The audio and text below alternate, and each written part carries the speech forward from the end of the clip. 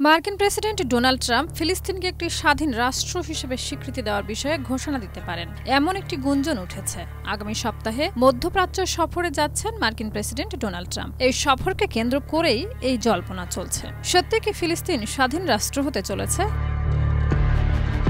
Trump Saudi আরব, সংযুক্ত আরব আমিরাত এবং কাতারে 4 দিনের সফর করবেন। এই সফরের অংশ হিসেবে তিনি ফিলিস্তিনকে স্বাধীন রাষ্ট্র হিসেবে স্বীকৃতি দিতে পারেন এমন দাবি করা হচ্ছে কিছু কূটনৈতিক সূত্র থেকে। দ্য জেরুজালেম পোস্টের প্রতিবেদন অনুযায়ী একটি নাম প্রকাশে অনিচ্ছুক সূত্র জানিয়েছে, ট্রাম্প ফিলিস্তিনকে রাষ্ট্র হিসেবে স্বীকৃতি দেওয়ার জন্য আলোচনা করতে পারেন।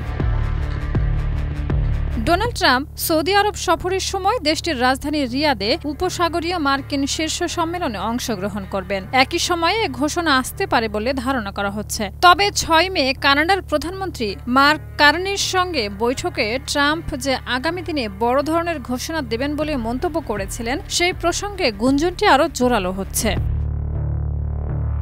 ট্রাম্পের এই সফর কেবল ফিলিস্তিনের স্বীকৃতির ব্যাপারেই নয়, যুক্তরাষ্ট্র সৌদি আরব সম্পর্ক, নিরাপত্তা, সামরিক ও প্রযুক্তি চুক্তি সম্পর্কে ব্যাপক আলোচনা হতে পারে বলে আশা করা হচ্ছে।